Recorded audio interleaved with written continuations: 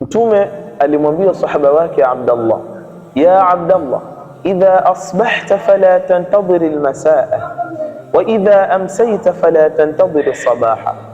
Ewe Abdallah, pindi pakapambauka asubuhi, basi usisubiri jioni kufanya mambo yaliyokuwa ya kheri, na pindi patakapoingia jioni, basi usisubiri asubuhi ufanye mambo yaliyokuwa ya kheri, fanya wakati huo huo. Wa khudh bi sihhatika limaradika, napatiliza uhai wako kufanya mambo yaliyokuwa ya kheri kabla haujafikia wakati wa kuumwa kwako. Wa min hayatika limautika, napatiliza kipindi uko hai kufanya mambo yaliyokuwa ya kheri, nafanya bidii kabla haja kufikia umauti. Kwa hivyo ndivyo hivyo tunaambiwa sisi, pindi utakapopata muda kufanya mambo yaliyokuwa mazuri, basi usisubiri mpaka wakati uliobanwa, usisubiri wakati uliopatwa na shida ndio umkumbuke Allah.